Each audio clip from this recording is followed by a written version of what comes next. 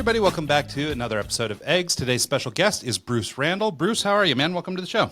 I'm great. Thanks for having me today. It sounds like it's going to be a fun show. I hope so. Yeah, we're looking forward to it. Thank you for making time for us. Do you want to give us a quick, brief overview of who you are and what you do? Sure. I'm a sales executive that has started companies, been CEO, COO, and now I'm working for myself. I help companies save money on AWS and Microsoft Cloud. And I'm I might writing a be book. hitting you up here in a little bit. Yeah, it gets expensive. Yeah. And I'm writing a book, The AI Human Paradox, because a lot of people don't really understand AI, and then they don't understand, the consciousness that they have. So I'm bringing those two together since Neuralink had started that, and I'm kind of buttoning it up so everybody understands where we are. Nice. Well, I mean, it's obviously a super relevant topic. I mean, we just had all this DeepSeek news hit the press the other day, and so there's a lot of stuff going on in AI. So I think that'll be an interesting topic. Yeah. So do you have a background in tech? I think I saw that you went to MIT. Is that correct? Yeah, I took a course at MIT, a certificate course, because I was selling software with AI, and then I wanted to know the back end. So I took an 80-hour course to understand the back end, which is pretty much math, right, and probabilities. And then I put the whole thing together, and that's what I talk about and what I do in the book, in an elementary way in the book, so people can understand it. Because if you tried to go to the course and understand it, it's a bit challenging. But just understanding the basics, you'd be better off in whatever job you're doing. Yeah. It's amazing how much a quick overview can just kind of clarify things for you. It doesn't have to be deep. It doesn't have to be a full year course, but just like you did, an 80-hour class can open doors, or at least enlighten you to understand it a little bit better. Yeah. Right. Well, one of the things I think is interesting, and I've kind of thought this, we've talked about it with a couple other AI experts on the show over the last, 6 months or 8 months, but I feel like the consumer rollout on AI hasn't been done very well, and I feel like they did kind of a disservice, because I think it's created a bunch of maybe false understandings, or have people thinking differently about the way AI can actually influence their life. I mean, you have sort of the version of it that you hear in the news that AI is taking over and we're all in trouble and every job's going away. You have, the tech guys coming on and talking about it. No, don't worry about it. It's going to be fine. Just trust us. We're going to do whatever. Your data is safe. And then what started happening, at least what I was seeing in consumer software, was that, everybody's bolting on an AI this or an AI that. And it just kind of does the thing you were doing anyway, faster, I guess, or it'll summarize whatever you're reading. But I feel like it's kind of like a tacky or a kind of a bolt-on AI solution. It's not maybe even something really needed. It was just like, oh, well, everybody's got AI, we should have AI. So I feel like the way that it's been rolled out, I think people don't understand, first of all, the novelty of the technology. I don't think they understand what's truly capable, even today, in today's version of AI, I don't think they really understand what can be done with it. And I think the application they're getting, in these different softwares and stuff, where it's like, let us finish the sentence in your email, is so like nerfed, I guess, that it's like, I don't feel like they're getting real exposure to the technology. They're not understanding what it is. So there's this big technological shift, but I think you could make an argument that most people really don't even know what it is yet. That's right. That's right. Most people don't, and they listen to what's put out there, and then they try and understand it. And you use a large language model, which is like ChatGPT or Claude or one of those. You put in your input, you get information out, and then you fine tune it, just like a search engine, right? But you get different information from AI, because AI is a fixed database, where search engines, it's wide open. They're giving you links and so forth to whatever's relevant, but AI only looks in the database that it's trained on. Now there's hybrids that are being worked on now, where they'll search the internet and the AI database, but those aren't out, proven, and they're not out in the market yet. Huh. Yeah, it's incredible. Just the last year or so, what's changed in the AI, kind of forecast. About a year ago, when ChatGPT kind of came out, everyone's like, "Hey, I'll use it to write a quick legal document or a quick email or something like that." Now, even in your editors, like for software, like Cursor, for example, I don't know if you messed around with that. It's amazing how you can just give it a quick prompt and say, hey, I need this to do this. And it does it, which is just incredible. Stuff like that has me excited, and it also has me a little nervous of the future. Can you maybe talk about um, what excites you about AI and what makes you nervous? Sure. And you made a really good point because you're using Cursor as an enabler. And that's really what AI is. It enables you to do things better and faster. It doesn't replace what you have to do. It just helps you get there. And, right now, depending on the vertical you go to, so if you're going to say one of the arts like music or writing or one of those, that's an enabler that can enable jobs. It can also replace some jobs. And if somebody uses it, they can use it better and faster to get things done in a quicker manner. Now, there's a lot of lawsuits in that because they're using information that they scan from the internet, and it's not all free and clear. Some of it's encumbered, and Didn't that's didn't Sam Altman like grab all that information, and then just recently all his stuff got grabbed too, so he was right. like scraping everything, and then someone just scraped him and called it good. Well, and to build on that, they're talking about we can do synthetic data. We can build synthetic data from the data that's in the AI database. And I'm like, wait a minute. If the stuff in the AI database isn't all accurate and you build synthetic data on that, you're going to get imperfections in that. That's not really where you want to go. Yeah. Well, and it's funny, sort of to that point, I mentioned a few minutes ago, this DeepSeek thing that's going on. Yeah. So for people who don't know, DeepSeek is basically a Chinese competitor to something like OpenAI's ChatGPT that everybody is talking about. And but what's interesting, and I don't know if this is anecdotal or true, it's not true in my experience, but I read this someplace. But somebody was saying that if you ask DeepSeek who it is, it will basically say, I'm ChatGPT, meaning that at some point, somewhere to Mike's point about somebody got scraped, it seems to me that they were able to build out this new product, really quickly, probably leveraging some of ChatGPT's data. And what's interesting about that is that, so when they came to the table, it actually ended up crashing NVIDIA and a bunch of other companies' stock Right.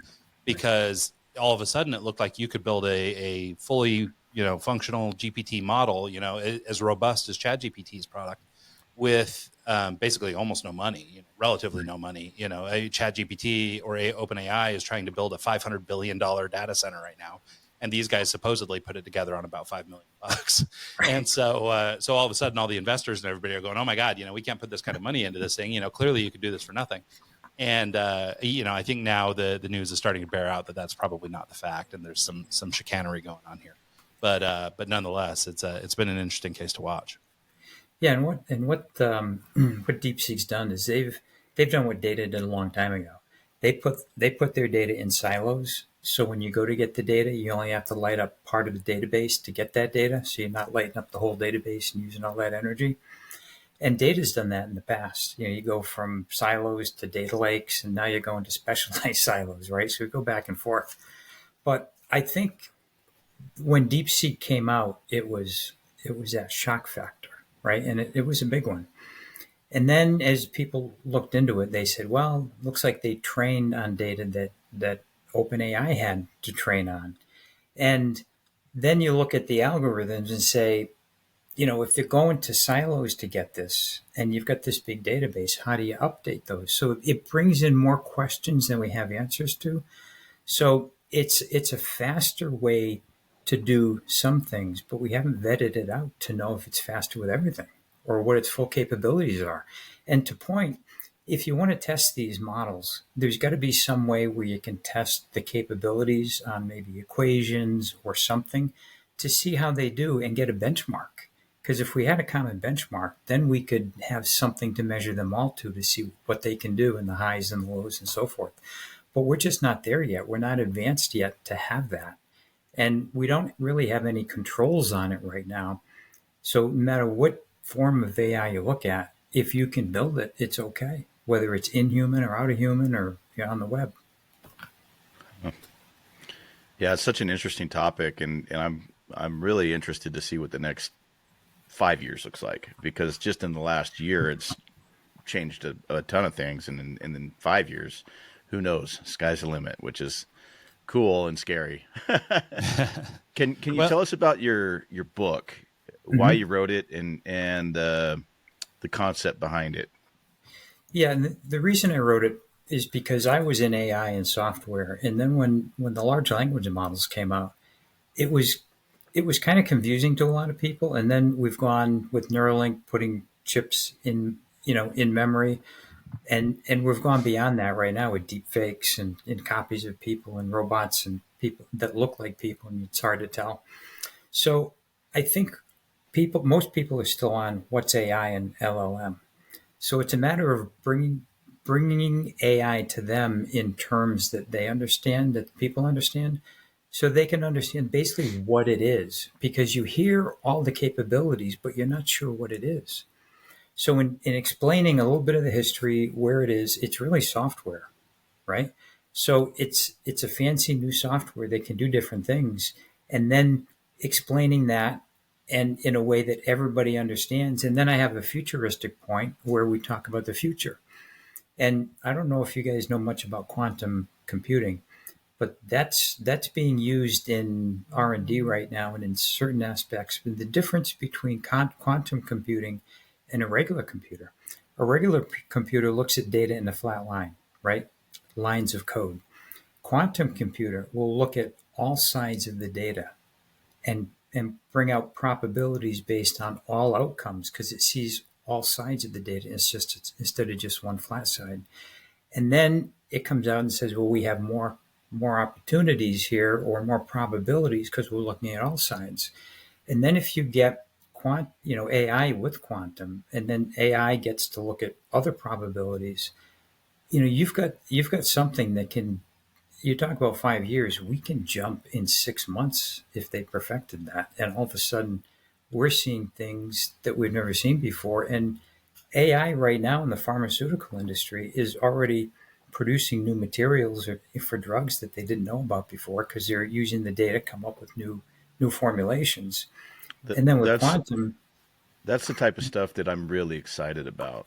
The advances in like Alzheimer yeah, research and cancer and all these different things that have kind of befuddled us in the past are now kind of they're able to take all these data points from previous mhm, patients and information and stuff like that, and then they can actually make logical, reasonable decisions based off of that. And that I'm really excited about. I'm yeah. kind of, you know, it'll be interesting to see how it affects the medical industry. Like, is diabetes going to be a thing of the past here in 5 years? Who Yeah, knows? it's interesting, and so there's a couple things I wanted to mention. One about just sort of the scale of quantum computing, because that's what mhm, I've kind of heard is that when quantum computing happens, that basically that will be the catalyst that kicks off AI and kind of brings it into whatever sentience or whatever's next. wow, And wow, so I'm excited to see what happens with all that. But I think I heard somebody explain it this way, and I'll probably screw up this metaphor, but basically the idea was that if you take today's best computer and mhm, you imagine that every star, everything, every galaxy, everything that exists in this whole great big universe was a computer. So each one of those items, every star, every whatever, was a computer. There's a math problem or a sequence that they've run through these Is it the quantum Fibonacci computers sequence? that basically, if you had that much computational power, it would burn on, and ad infinitum, the sun would burn out before we had a solution. right. And alternatively, with quantum computing, they can do it in about an hour. That's correct. Wow. So it's I've like, heard that I too. mean, yeah. So it's so many leaps Right. and bounds beyond that. I think it's even hard for us to think about. It's like when people talk about money in the millions or the billions or the trillions. Yeah. All of a sudden it moves to an area where we go, yeah, I get a trillion, but you don't really get a trillion. It's like, How many so I zeros is mean, that? Yeah. yeah. So quantum, I think, is a little bit like that, which is it's this Yeah. whole notion of like you mentioned, seeing all sides of something, but it's like multi-dimensional the way Yeah. it's seeing it's Yeah. very bizarre.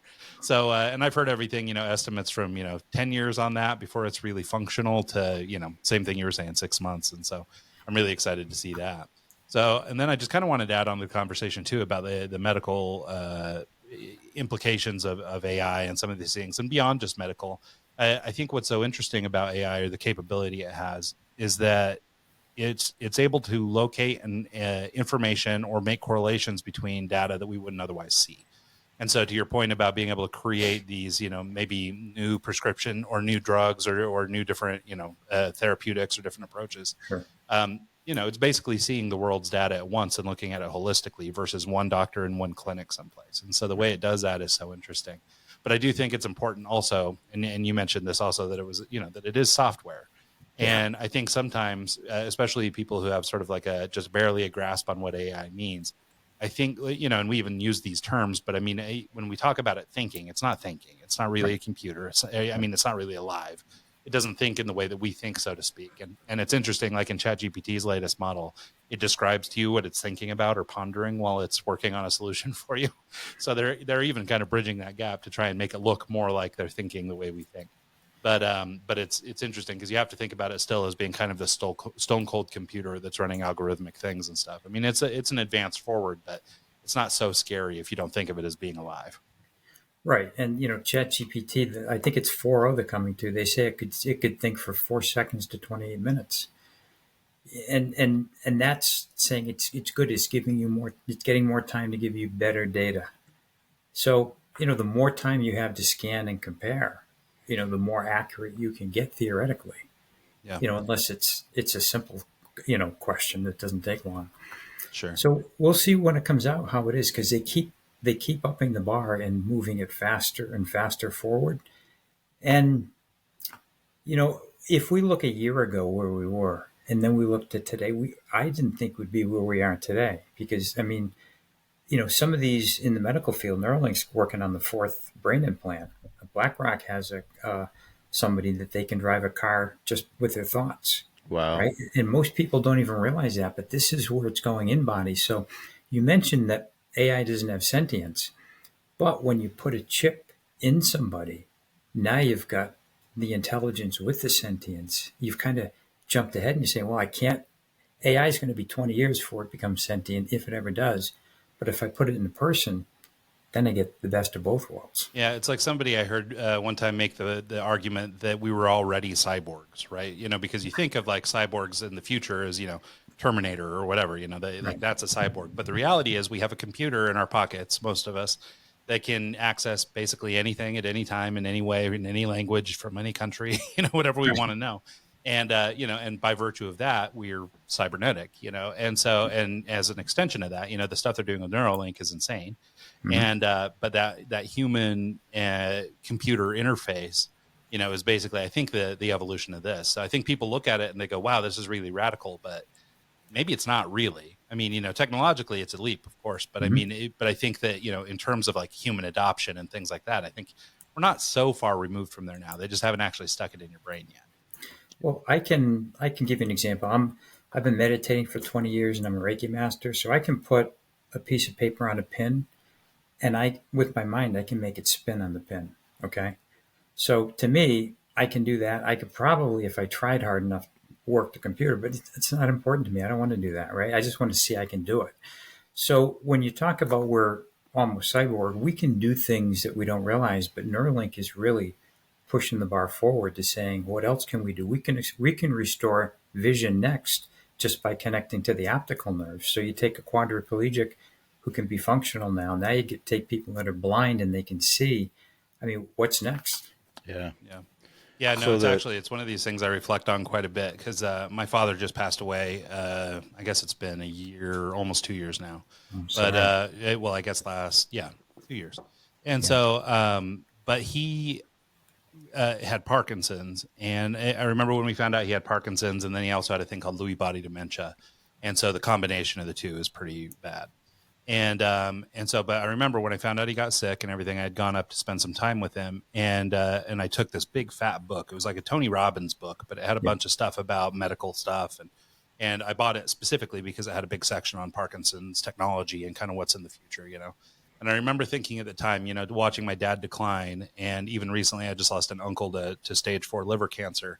And I'm going, God, guys, if you could have just made it 5 more years, 10 more years, Yeah. like where will we be? It's like, I mean, sure, it's not a sure thing, but it's like when you read about what's coming, it's like we're right on the cusp of being able to handle most of these kinds of things, it seems like. Yeah, the probability is increasing as we make advancements, particularly in the medical field. So you don't know what's going to be next year, but at this point, nothing will surprise me with where we are today. So, can we talk about Neuralink a little more? I'm sure most everyone has heard about it, but doesn't really understand the process of what's going on. How do they, how do they install the chip or the computer in your brain? How does it actually connect? I mean, what kind of maintenance do you have? Yeah, I don't know. Do you have to do an oil change every 3,000 miles? Who knows? But what I'm getting at is it's still rather new, but the concept is cool. And will it be mainstream in 10 years? Will everyone have one? I don't see it happening that fast, but I feel like in 30 years that might be a thing. Well, it could happen sooner than you think, and nobody knows. But what you do is they will open up the person's skull. They'll put the chip on the brain. They'll put probes into the brain, and they'll connect it through a computer. And when the person comes up, then they gain their motor skills. They gain their abilities. They train them. They have to charge once a day to charge the battery, but they can sit in front of the computer, and with their minds they can control the mouse. And Nolan, the first one, he's won a lot of games because he's very good at it with his mind. And his comment was, sometimes the cursor moves before I think about it, but it always goes to where I think I want it to go. Wow. So, and then you get thin film, where they can just put a thin film so you don't have to probe into the brain, and it sits there. And then they can read the connection from the brain, and you can do a lot with that. And this third thing that I think is just amazing, they can open up the carotid, put a pill in there that dissolves, and you can send nodes throughout the body so they can read the brain, they can connect with any part of your body, and they can enable your body to do things. So this is kind of sci-fi, but it's today in R&D, and a lot of people just don't realize it. So this is deep, and it might be. Ryan just mentioned he lost his dad a few years ago, right? Mm-hmm. With LLMs and this capability, could you do like a data dump of his dad and be able to, because that kind of, Yeah. that's cool and scary at the same time to me. Well, there are experts that are saying that within the next 3 to 5 years, you'll be able to back up your brain on a hard drive. Wow. Right? Now, I find that a little bit hard to fathom right now because nobody's done anything like that. But it doesn't mean you can't do it. And it doesn't mean that, it may be beneficial where you might be able to clone somebody. I mean, in 2020, I lost both my parents in home hospice. I was taking care of them, right? A day between one day and the next, one died, then the other one died. Wow. And that kind of got me really, oh, thanks. But that got me really kind of going on what ifs, right? And to your point, Ryan, that I think we're going to get there. We're just not there yet. And another 5 months or 5 years, if it were 5 years, we'd definitely be able to do something because I see that. It's an estimate. It's not a hard line because none of us know. But in 5 years, I can see that happening with the advances we're making. Well, it'll be interesting too because there's sort of the superficial version of this now. We had a guy on the podcast that runs a company called Personal AI. Mm-hmm. And what Personal AI does is basically ingest a bunch of your data, like articles you've written, podcasts you've been on, things like that. And it creates sort of a parallel you that can be used like almost like a chatbot, right? So you can talk to it and ask questions. And theoretically, it's supposed to answer questions kind of in the way that you might or dig into what conceivably is your data set, right? So if you've pumped all this stuff in there and it's a lot of opinion pieces and all these things, like it may be able to answer sort of in a way that seems like you. And I've seen iterations of this working for different people. We have another past show guest, a pretty popular guest named Chris Doe. He has a thing called the Doebot. And same thing. It's, he gets bombarded all day, every day with questions, but he's got a YouTube video or a YouTube channel that's thousands of videos deep. And so this data set has been, or his AI has been trained on basically everything he's written, done, whatever. Sure. And so, for the common questions, pretty easy. You just talk to Chris, you get a question from him. And so I think there's versions of this already. I think where you start to draw the line, and this goes back to my comments on AI being sort of just software, so like don't give it too much credit, is if you are able to, let's say, download a snapshot of everything that's in your mind at any given time, right? So here's your brain, or here's a backup of grandpa, or here's whatever. You might be able to interact with it in a way that feels convincingly alive. Mm-hmm. But I don't think we're quite to capturing like the real spirit just yet. You know what I mean? So it's good in the sense, I mean, it seems like kind of the future of preservation, or it seems like the way that we'll keep records in the future, right? Like it would be, I mean, for me, it would be meaningful to be able to just go, to DadBot and say, hey, Dad, you remember 1960, you bought this car, I was really curious about that car. What do you remember about that car? Right? Like, so, I mean, it could be very cool. And I think it could be useful. And, especially like if you think of the world's great geniuses or stuff, being able to, slap Einstein's brain in a machine and ask it questions might be interesting. And so, but I think, to the extent that we're still just in software land, it's like, I don't know, you could almost create weird artificial relationships with things that aren't real. So I don't know. So I think it's like with a lot of this technology, there's sort of gifts and curses. But I think as long as you have a realistic attitude about what AI is, and maybe that's a topic we can branch into here in a minute, I think you'll be fine. I think the idea is just you've got to use AI as a tool and not as as something you become wholly reliant. Right. Right. And, spirit is something that you can't put in software. It's innate to us and nobody really understands what it is. I mean, you can talk to many of the scholars and they do the best way of explaining it, but they don't always hit the mark when it comes to what it is because nobody really understands it. If you meditate for a long time and you really connect with it, you get an idea what it is. But unless you spend all that time to do that, you've got the textbook version. Yeah. So let's talk a little bit about, or dig a little deeper into this sort of AI human paradox that you're describing. I mean, we've covered how, maybe through software or technologies like Neuralink and thing, there may be opportunities. But I think what I wanted to try and allude to is like operating with AI, what we've got today. And obviously I haven't read your book, so I don't know if this is what you're talking about. But it seems like, and this goes back to people with kind of a rudimentary understanding of AI versus what you can actually do with it. It seems like people are afraid of AI because they think it's a replacement rather than an augmentation. Right. And so my attitude about AI is that it's really a tool or a technology or a lever that helps me get better at things faster, helps me answer questions more quickly, helps, gives me information or data or a way of thinking about something more rapidly. But it's not here to replace me. It still sort of requires my input, right? And so I wonder if you talk about just sort of your take as you did your research and explored for your book, if you talk about sort of your version of what human potential versus AI integration looks like, how people can use this in the workplace, and sort of what the future of that looks like. Sure.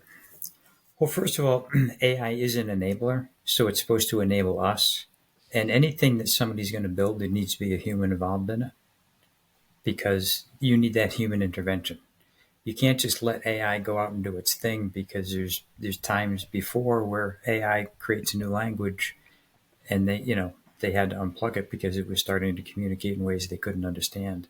So, but it's a software. And if you use it to enable what you do, then you're going to be much better off. For example, if you're in any industry or any vertical, if you learned about AI and how it could benefit you and what you do, you could actually start to exacerbate your learning and your capabilities depending on what you're doing to have that enable you to do better. And this is something that I tell everybody. If the future of work is based on you, and each person's different in a different vertical in a different profession, if you just do something to understand it, take a course, did enough research so that you didn't understand it, you could start utilizing it because you understand it in ways that could benefit you. For example, a restaurant can have an AI chatbot, and if somebody leaves a bad review, they put their contact information on it, then the AI chatbot could send them an email saying, "I'm sorry you had a bad experience. We strive to do everything in the right way, and if you'd like, we can offer you a 30% discount if you come back." And the next time the person comes in, they give the discount. They know that they're the rebound customer, right? They had a bad review, and they can treat them a certain way, and they get and they get the information back. They can assimilate that with some very good suggestions on what you can do to fix the restaurant. Now, software can do that, but AI can do it in a way that it seems more like a human when it reaches out to somebody. That's where it enables you to improve versus just using your forms in your software to reply, where you can get some conversation going with the person, and that's programmed in, of course, and that way, that's technology that's helping a restaurant do better, as an example. And there's many other ways you could utilize it, but that, it's not replacing anybody. It's just helping them. And in Japan, they did a study where they had humanized robots serving people, and they took a survey. How did people like that? Well, in that case, a small percentage thought it was really unique. That they're techies, they liked the experience and so forth. The rest of the people said, it's good, but I miss the relationship that I developed with the server, where you can talk a little bit here and there, and you can get a feel for them and leave them a tip if they're really good, and so forth. And the general public's going to decide everything for how AI progresses in the marketplace. And I don't think it's there yet in some areas, such as serving people or trying to replace people. But as an enabler, it's very good because it can help people to do things faster, better, so you can focus on what you do best instead of doing all the work to get to that point. Does that make sense? Yeah. Yeah. Yeah. I like that. Yeah. Well, and it's, it just makes me think about how people can start to use these things. And I wrote an article once some time ago about sort of just as a society, us reaching a technological sort of impasse where we're starting to feel like we needed to reach out and get our hands on tactile relationships and Yeah. tactile things, so you started to see a rise in things like beard oils and craft beer and stuff like Right. that, as we kind of sanitized life. We got to the point where we even just, now we just click on pictures of buttons. We don't even click buttons anymore. And so I've got sort of this notion that there's always going to be a need for whatever that human thing is. Right. Now, it doesn't mean that we won't evolve to a place where maybe when you go to a restaurant, you are sort of served by a humanoid robot, like that may be the future of things. But I think we'll still be looking for human interaction in one way or another. We'll get it from somewhere else maybe, but we'll be getting it from someplace because I think it's part of the human experience, even if, even if technology or other things sort of allow us to be, I guess, as distant as we want to be. I think there's going to be sort of something human that keeps us, striving to reach out to people. And we need that. We need that human to human relationship. That's what keeps us going because we're all connected. And if we lose that connection, we just don't feel we feel there's something missing. And a computer or a robot just can't give you that connection. No matter how good they are, it's just not the same kind of connection. Well, and I think it's kind of what we alluded to. I mean, I'm not a particularly spiritual person, but we kind of alluded to this a little bit earlier in the kind of the discussion about spirit or being able to identify spirit in a computer. It's this ethereal thing. We don't know what it is, but Yeah. there's definitely an energy you feel when you get near a person or when you're having a conversation or the way your brain lights up when you're having a meaningful conversation. These things I think are going to be, I mean, maybe one day we'll get there with tech too, through a Neuralink or whatever, we'll be able to just bypass humans altogether. But, but I suspect that those things are so out on the fringe of, human replaceable, just by doing technology or whatever, that I think that there's always going to be a place for that. Yeah, I think they're fringy. Some of them you can have conversations based on some data that's there, but they're fringy because, to my point, the public's not going to accept that.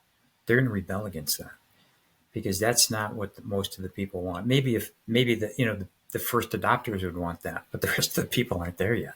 Well, and I can see a version where society goes, okay, well, people love robots in restaurants, so every restaurant has robots in it. And then people will be craving the restaurant where there's a human waiter and all that stuff. That's right. And then that becomes a key differentiator, right? So we Yeah. end up going kind of, it's like so many things in our world, sort of, on a pendulum. We swing too far one way or the other, so we go, oh man, AI is great and we can be super efficient. We could save money and stop paying payroll because we can just have robots and we can stop doing all these things and it's so great. And then, oh crap, we love people and we need to go back to people. Let's have more people, and then, and we'll swing back the other way. And then eventually maybe we'll kind of get to the middle and you can go to the burger place and have your robot flip your burger for you. And then you can go to the fancy restaurant and have a nice waiter work for you. Yeah, either way, public's going to determine that. It's going to be based on their adoption, really. Yeah, it's crazy. So in the software world, Mhm. AI is making leaps and bounds for Yeah. guys like me who are kind of. I've been around for about 5-6 years doing software now, Mhm. and I have a good grasp of how it works and what's required. Um, but having the AI element to use as a tool in my software development, Right. repertoire helps immensely. It Yep. speeds up, finding bugs, fixing Right. things, creating a form. You can just say, "Hey, I need a form with this input," and style it according to my preferences, Mhm. and it does pretty good. Um, but I was reading an article the other day saying that a lot of the up and coming software developers don't have a basic grasp on basic things because they're using AI as a crutch, and they're just giving prompts, but they don't understand what it's actually returning and how to change it, or why you would go this route versus this route. I could see that happening in multiple Mhm. fields, not just in the software field. Um, do you do you see that as a problem, or do you see that as something that like when the smartphone came out, it kind of everyone used to say you're not going to have a calculator in your pocket all the time. You need to know basic arithmetic. Now it's like I have a computer that's with me 24/7, can answer any question I want.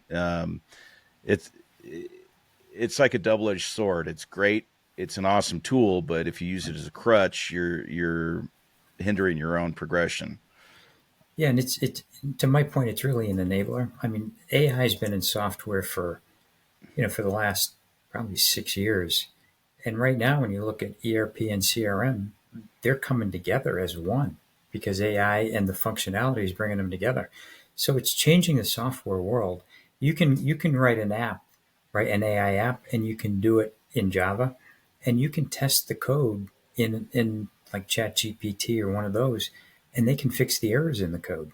That's an Hmm. enabler where it can get you if you're challenging on a code, you can put it in there and it get fixed and say, "Gee, thanks," and you put it in, and it works.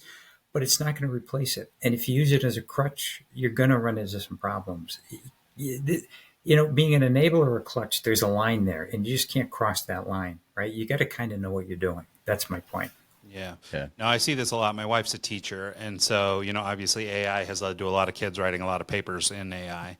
Yeah, And, they go from being, D students to all of a sudden writing, college level thesis yeah, and don't think anyone's going to catch on. And so I think this is the crutch we're talking about, which is, it's almost a problem, but maybe this is, a good kind of philosophical argument or discussion, which is how much does it matter that you need to know things, right? So, because I think that at least maybe me and Mike are about the same age. I think our generation is still sort of that where we're like, We you remember know, what it's like pre-internet.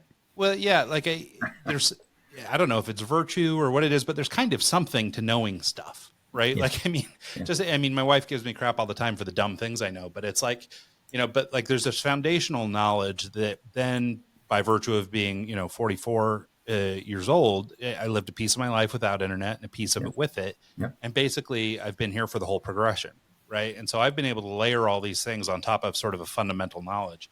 I guess the equivalent is AI, which is, they're building large language models on the world's data and then, right. leveraging that data set. And so I'm kind of doing something similar in my own life. But, it's been interesting just, and I'm seeing this in raising kids. We have an 18-year-old and a 13-year-old, but it's like the things they don't know.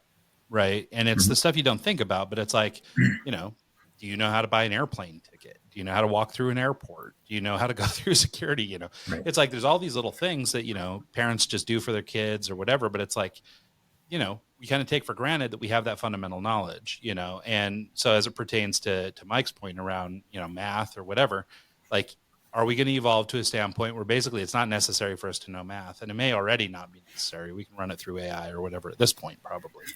And so, I imagine there's arguments for both, which is, kind of what Mike was saying earlier too, which is like, how do you prompt the AI if you don't know anything? But are we going to be able to circumvent that and get to the point where it's okay if we're all just kind of like the blobs from that movie Wall-E? We're just a bunch of big fat people sitting in chairs and, drinking our milkshakes every day. And that's kind of it, because we don't have to do anything. Well, I mean, to your point, you know how we were all taught to write in cursive and spell correctly when Yeah, we were when's the last younger? time you wrote in cursive? Well, with Microsoft Word, you don't need to spell anymore because it corrects your spelling. You just type and it corrects it. I mean, so certain things are going to be less important in the future to be able to do, and a lot of the kids now can't write cursive because they just don't teach it anymore, Yeah, they right? don't. But there's a balancing point where when you're out and you don't have the AI in front of you, you got to be able to function, right? And that requires a wide range of skills, and those skills aren't going to be replaced by an AI. So I think we have to be cognizant of it, and I think education is. I mean, there's you talk about the pendulum swinging. Everybody's got different opinions on education. Some are way over here, some are way over there, and there's some are in the middle, right? So that's really an open-ended question, and we're not going to know the answer to that, except that in the past we've adopted certain skills that we didn't need anymore, like spelling. And I don't know what it's going to be in the future. I mean, right now with math, I can go on the computer or on my phone and do anything, right? I don't need to know calculus. And when I took the course at MIT, it was heavy in math in the back, as you can imagine. It's all mathematics, and you're cleansing data with math, and you're putting data together with math, and and you're combining or stripping out with math. I mean, it's a heavy mathematical equation. So until that becomes normalized, and I don't think it really will in the short term, I don't think you have to worry about that right now. It's a very slow curve of replacing, from what I can see. I may be wrong, but it's just a very slow curve of replacing. And with Well, all the things we talked about, I mean, that could change in 6 months, yeah. right? Well, and that's the thing, is it seems like there's going to have to be an evolution in the way that we teach kids and the way that we train humans to be human in the future, which is, I mean, I think what we do now is kind of an extension of what we did in, I don't know, in my grandparents' age, Mm-hmm. like, I mean, they still went to school, they learned the basics, history, math, science, et cetera, and we still do kind of a version of that, although I have some concerns about the way the education system is playing out right now, as what I'm seeing in my kids' Right. schools. But it seems like in the future, like there could almost be more of like a need for like a vocational type training, Right. where you can go to the computer for math, or somebody's going to have a phone around and they can solve the math. So you don't need to know the math, but you do need to know how to, I don't know, chop wood, start a fire. Well, so like whatever it is. I'm doing this remodel at the house, right? And I'm talking to friends about it, and like, oh, I had to change the P traps in the shower. I had to, frame a wall and put cement board on it, and put, things that to me are second nature, but to them they're like, how do you know how to do all this stuff? That's And right. really, it's just because my dad taught it to me when I was a kid, and really that kind of vocational stuff, I think is gonna. There's a reason plumbers make so much money, and there's a reason and electricians actually, do. yeah, that's a Yeah. really good point, actually, because so we just had brunch on Sunday with some friends, and we were talking about school, and one of the things that they made a priority that I wish I'd have thought of for our son was making sure that their senior is graduating with a trade, right? Mm-hmm. So that we have, luckily, we're in a good school district, and we have a lot of opportunities for kids in this area. And so their son is going to one of the community colleges for one of his periods and learning to weld, right? Yep. So now he's become a pretty proficient welder over the last couple of years. And, so we spend a lot of time thinking about AI and tech and all these things and how this is going to affect, computer programmers and all that stuff. But Mike just raised the point, and it actually totally shifted my brain. Like, I totally had kind of forgotten the physical world around us, which is that, I mean, we got to be able to do everything in the world too. Like, we still got to make sure we can flush a toilet, so, I mean, so it's important that, and so it might be that is more of the future of what education ought to be, is learning how to do a few things, and maybe operating a computer and being able to prompt AI to get whatever you want out of it is one of those things we train people on. Mm-hmm. But it does seem that it would make an awful lot of sense to be teaching kids something, whether it's welding or plumbing or framing houses or whatever. Like, I mean, no AI is going to build your house. Now maybe they could leverage 1 million robots and put it together at some They're point. 3D printing homes, Ryan. Right. No. But we're going to be a minute off before that's widespread, and there's going to be, a generation or two in between. And so I mean, and if you think about it too, like, I mean, these are very American problems, I think. Like, I mean, if you were in sub-Saharan Africa, I don't think they're worried about what ChatGPT is up to. And so it's, so I think there's lots of parts of the world too that really don't care about the conversation we're having, which is, I think back to this notion that, our kids need to know how to do something, and I think, being capable of doing some things with your hands, even if it's just for sustenance alone, just, so you know how to take care of yourself or your family in the case of emergency. It's like these basic skills are going to be lost because we can go, oh, well, our computer overlords are the way, we'll just follow the computers. I'll praise the computer. And, and then we'll have a solar flare and no one will know how to do anything and we'll just die eating our lawns, Well, to your point, I mean, when I grew up, I mean, I know how to build a house, do a foundation. I can do plumbing. I can do electrical. I can replace windows because I learned that when I was younger, right? My growing up is different than the people that are 20 years old now, right? Unless you have a parent that does that and can teach you that, you're not going to learn it. So it's really. But on the same note, YouTube has opened doors for me of things that I didn't think I can do that I've just figured out because there's data there that teaches me. So it is like, like I learned how to lay a shower pan and do stuff like that off of a YouTube video. And it's like stuff I haven't done before.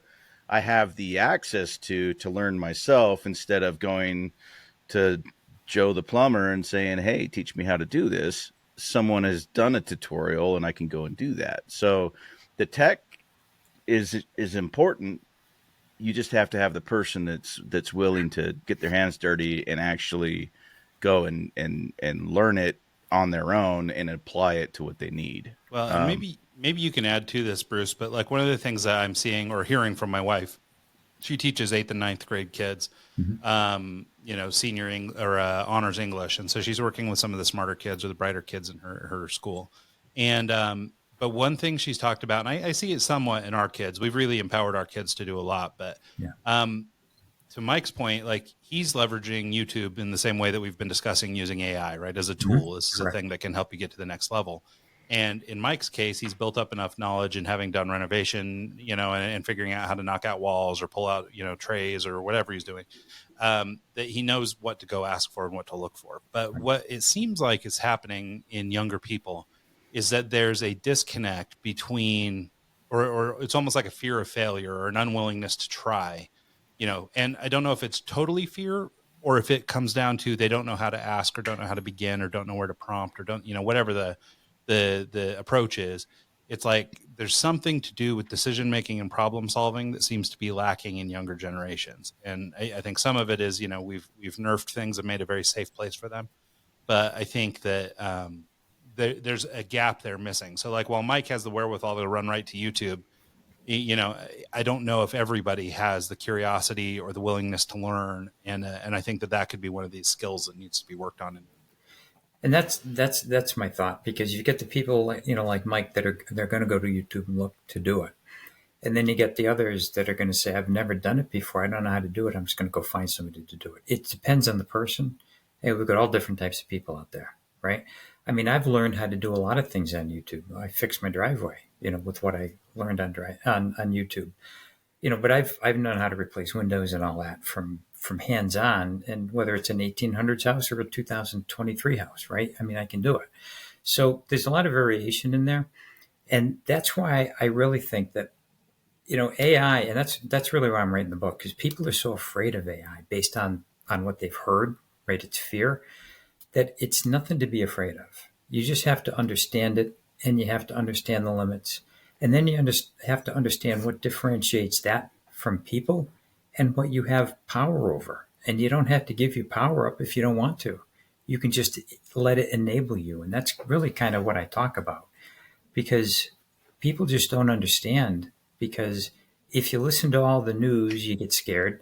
And if you read things, you don't really know what you're reading or not. And what I tell people about looking up on LLM is that it's trust and verify. Trust what Hmm. you're getting, but if it's important, verify the facts because it's not always right. Yeah, that makes Yeah, and I sense. think that really goes back to what Mike was talking about earlier about people using it as a crutch. And Yeah. anecdotally, I can talk about it from my wife's experience, which is AI is wildly convincing and it's Yeah. supremely confident in what it tells you, and for right or for wrong. And so it's pretty easy to get duped by it.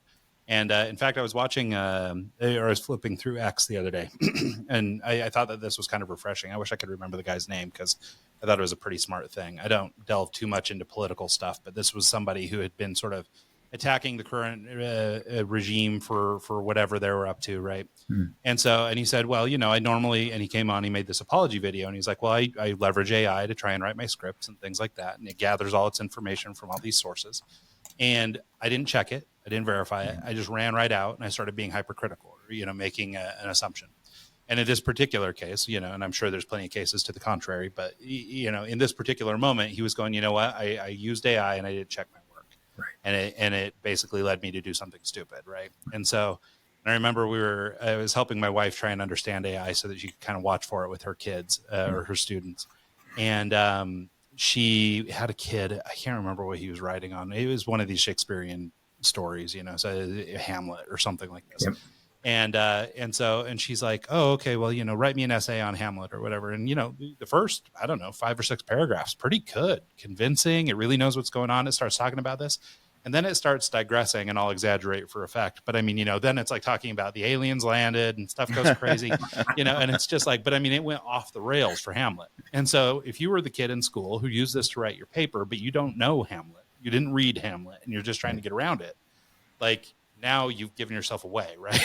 And Right. so it's like, it's I think, and we've circled around this or described this in a lot of different ways, but I think that that's really where the superpower of AI is using it as a tool, but not as a crutch, or maybe technology at large. Really, let's use it as a tool, not a crutch.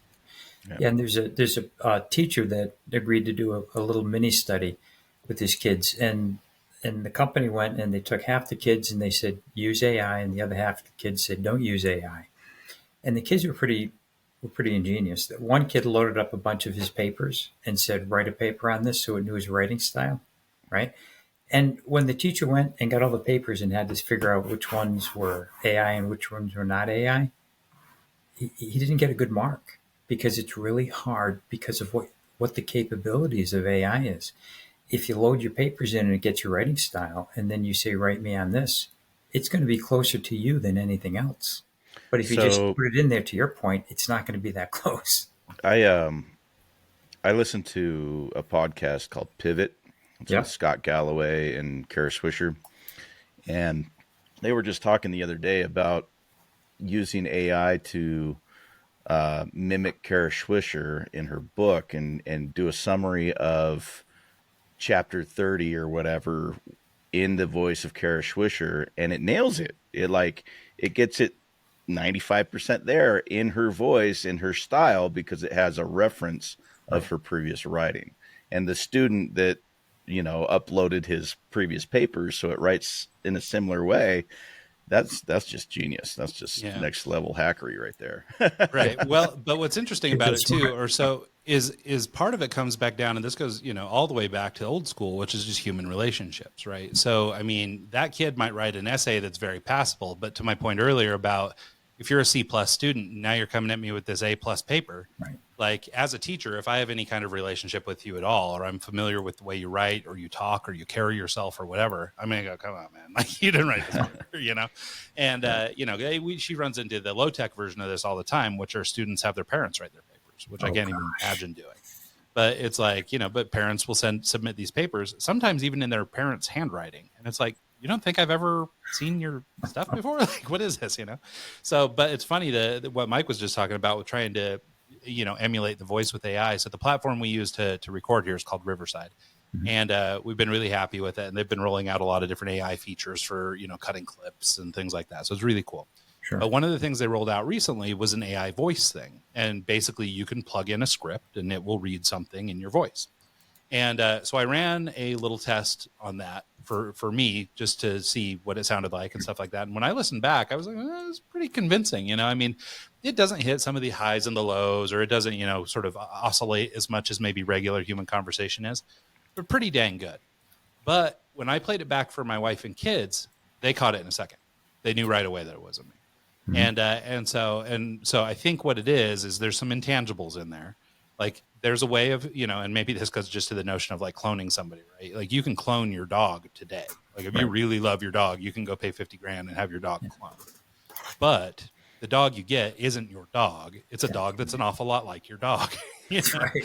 And so it's like, so in the case of this, or like, with AI and things like that, maybe, certainly it'll continue to get better. But what we found is like, it didn't speak how I speak. It sounded like me, but it didn't speak how I speak. So my family, who knows me well, caught it in a second. But if I just used it to cut a commercial or something for this podcast, I don't think anybody would notice. Right. So it's, it's pretty revolutionary where they're getting to it. And so, but I think that there's, I don't know. I'm a hard advocate for humans still. I agree with that. I am too. And I think to be an advocate of that, you have to understand what's out there. And that's what I'm trying to do with everybody, just to get a basic understanding. So we're almost at that time, and I'm going to derail us real quick and pivot completely to a different topic. You specialize in minimizing AWS bills. Yes.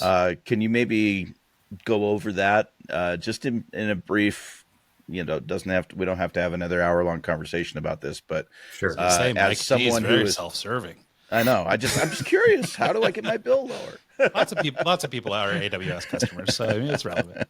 Well, it's with AWS or Azure, and basically we do a scan with other metadata to see how you're using it, and then we can identify areas with AI, right? And this is where AI is an enabler.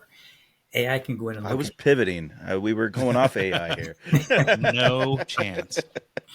And companies can save 30 to 50% on their cloud bill by doing this. It's kind of a no-brainer, because once they know about it, it's just it's an algorithm. It's not AI. It's an algorithm that does this, but it's coupled with AI to find everything, right? So it's a little of both. But you've got some companies that are saving $1 million, $3 million a year, and some companies that are it's 30 to 50%. And in these days, if you can save that much, why not? And the assessment's free. We just take 30% of your monthly savings. So you get 70%, we get 30, and it didn't cost you anything except time. So are you essentially just, I'm going to scan through your folder of images and look for the ones that are 4 gig, and we're going to take a smaller shot of them and use the same image. Is that essentially kind of what you're doing, or are you looking for a function that's doing a loop and causing, excessive queries on your database? Good question. Yeah. What it does is it looks and it adjusts things, and then over 3 months, it dials it down more as it gets to know it. And then it holds that and it manages it so that you're not overusing the cloud and using it intelligently with the resources that you contracted for. So it's managing it for you in a better way that, you wouldn't want to spend somebody to do that because you have a hard time doing it. But this program does it automatically. You get what you need, you get your performance, you're just using a lot less because it's being used intelligently versus what you bought on a contract, right? Which is the best guess. Yep. Well, Bruce, cool. Thank you so much for your time. I really enjoyed this conversation. And can you maybe tell people where they can reach out if they have any questions or want to get in touch with you? Yeah, sure. Or maybe if they want to pick up this book when it drops. Yeah, the book is on my website that's not up to date yet, but it's the AIHumanParadox.com. And you can find me on LinkedIn at Bruce D. Randall, and my email address is brucedrandall@gmail.com. That's my public email. Love it. Awesome. Right. Well, thank you so much for taking the time to do this. We really appreciate your time today and taking the time to explore this with us. I think these topics are super relevant right now, and I think it'll be more so in the future. So really appreciate your time. Well, thank you, Ryan and Mike. It's my pleasure. I really enjoyed it. Absolutely. And thanks so much to everybody who tunes into the show this week and every week. And we'll see you guys next time.